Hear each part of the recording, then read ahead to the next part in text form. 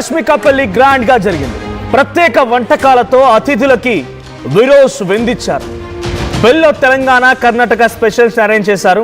విరోష్ wedding లో కొడవ special curry.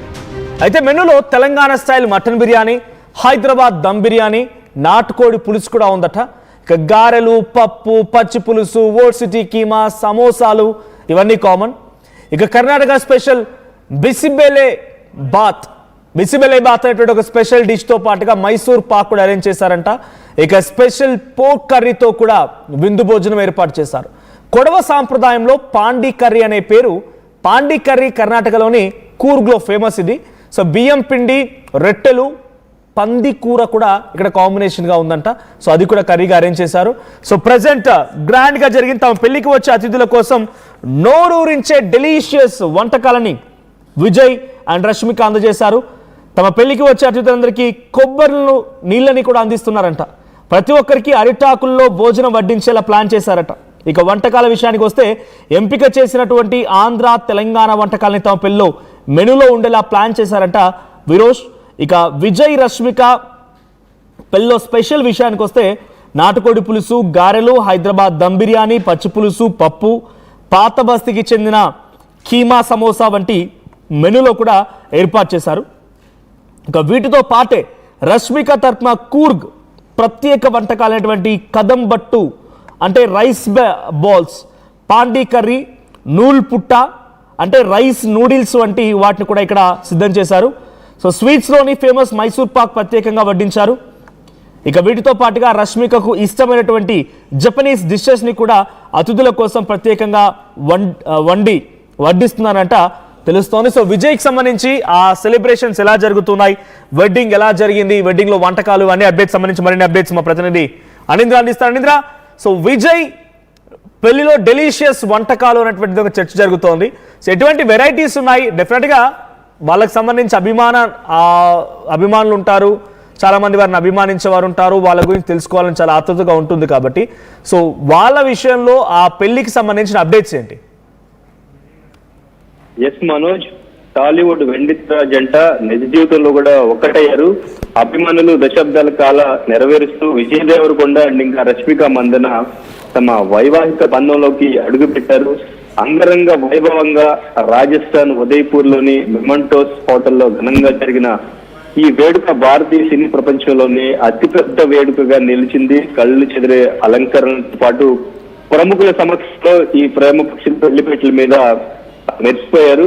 ఈ crazy జంట కొత్త ప్రయాణం మొదలైంది. పొద్దున్న ఉదయం 10 గంటల 10 నిమిషాలకి విజయ్ రష్మిక మెడలో 3 ముళ్ళు వేయడం జరిగింది. అయితే మ్యారేజ్ అండంగానే ఇప్పుడు విందుకు సంబంధించి ప్రతి ఒక్కరు కూడా అసలు ఎటువంటి విందుని ఏర్పాటు చేశారు, అభిమానులతో పాటు అందరూ కూడా చాలా క్యూరియాసిటీతో తెలుసుకోవాలని అక్కడ మెనూ ఏముంది, ఎటువంటి వంటకాలని ఏర్పాటు చేశారు, పెళ్లిలో ఎటువంటి సెలబ్రేషన్స్ జరుగుతున్నాయి, ఎవరెవరు గెస్ట్లు అనేది మొత్తం కూడా అంతా కూడా సోషల్ మీడియాలో ఫ్యాన్స్ కూడా వెతుకుతూ ఉన్న పరిస్థితి. వాళ్ళు అట్లీస్ట్ ఫొటోస్ అని ఏమైనా రిలీజ్ చేస్తారేమో పెళ్లికి సంబంధించి చూద్దామని చెప్పేసి. ఇప్పటికే కొన్ని ఫొటోస్, వీడియోస్ వైరల్ అవుతున్నాయి. బట్ అక్కడ ఫోన్లు అనేవి అలౌ చేయలేదు. ఎందుకంటే అక్కడ ఒక ఫోటో కూడా, వీడియో కూడా బయటికి రాకూడదు, ఎవరు కూడా క్లిక్ చేయకూడదు అని చెప్పేసి కండిషన్ పెట్టి అక్కడ ఫోన్స్ అన్ని కూడా ముందుగానే వాళ్ళు హ్యాండ్ ఆఫ్ చేసుకున్నట్టు తెలుస్తుంది. అందుకే దీనికి సంబంధించి ఇప్పటి వరకు కూడా అఫీషియల్ గా ఇటువంటి ఫొటోస్ కూడా మనకి బయటికి రిలీజ్ చేయలేదు. అయితే ఇప్పుడు ఈ పెళ్లికి సంబంధించి మెనూ ఏదైతే ఉందో ఈ మెనూ హాట్ టాపిక్ గా మారింది. తమ పెళ్లికి వచ్చే అతిథుల కోసం నోరూరించే డెలీషియస్ డిషెస్ చేపించారంట విజయ్ అండ్ ఇంకా రష్మిక. వచ్చే అతిథులందరికీ కూడా ముందుగా కొబ్బరి నీళ్లు అందిస్తూ ప్రతి ఒక్కరికి కూడా అరిటాకిలోనే భోజనం వడ్డించేలాగా ప్లాన్ చేశారట.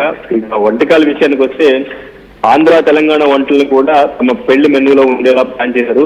నాటుకోడి పులుసు, గారెలు, హైదరాబాద్ దమ్ బిర్యానీ, పచ్చి పులుసు, పప్పు అండ్ ఇంకా పాత బస్తీకి చెందిన కీమా, సమోసా వంటివి కూడా మెనూలో ఉన్నాయి. అండ్ ఇంకా వీటితో పాటు రష్మిక తరఫున కూర్గ్ ప్రత్యేకమైన వంటకాలైనటువంటి కదం బుట్టు అంటే రైస్ బాల్స్, పాండి కర్రీ, నూల్ పొట్టు ఇటువంటివన్నీ కూడా నూడిల్స్ తో సహా అన్ని కూడా మెనూలో ఏర్పాటు చేయడం జరిగింది. సో వచ్చిన వాళ్ళందరికీ కూడా ఆతిథ్యం ఇవ్వడంలో ఎటువంటి వెనకడుగు వేయకుండా ఎవరెవరికి ఎటువంటి ఐటమ్స్ ఉంటే బాగుంటుంది, ఎక్కడెక్కడి నుంచో అతిథులు వస్తారు, ఎందుకంటే వీళ్ళిద్దరికీ కూడా బయట స్టేట్స్ నుంచి బయట కంట్రీస్ నుంచి కూడా ఫ్యాన్ ఫాలోయింగ్ ఉంది. కాకపోతే అత్యంత సన్నిహితులకు మాత్రమే ఇన్విటేషన్ ఇవ్వడం జరిగింది. సో ఆ ఇన్విటేషన్ ఇచ్చిన వాళ్ళలో కూడా బయట స్టేట్స్ నుంచి వచ్చే వాళ్ళందరూ కూడా ఉంటారు. సో వాళ్ళకి సంబంధించి వాళ్ళకి నచ్చే డిషెస్ అన్ని కూడా ఇక్కడ ఉండాలి. కొత్త వంటకాలు, కొత్త వెరైటీస్, కొత్త స్టేట్స్ ని కూడా వాళ్ళకి రుచి చూపించాలి అనేది ఈ విందు పెళ్లి అన్ని కూడా గుర్తుండిపోయేలాగా ఉండాలని వాళ్ళు స్పెషల్ గా ప్లాన్ చేస్తున్నారు. ఈవెన్ వీళ్ళ పెళ్లికి సంబంధించి వీడియో మొత్తాన్ని కూడా ఓటీటీ కూడా ఒక ఆఫర్ చేసింది 60 కోట్లకు. సో ఆ ఓటీటీ కూడా వీళ్ళు రిజెక్ట్ చేశారు. తర్వాత వీళ్ళ పెళ్లికి సంబంధించిన డీటెయిల్స్ మరి వాళ్ళు, ఎందుకంటే ముందు నుంచి కూడా వీళ్ళిద్దరి మధ్య ఏం జరుగుతుంది అనేది ఒక సస్పెన్స్ అయితే క్రియేట్ చేశారు.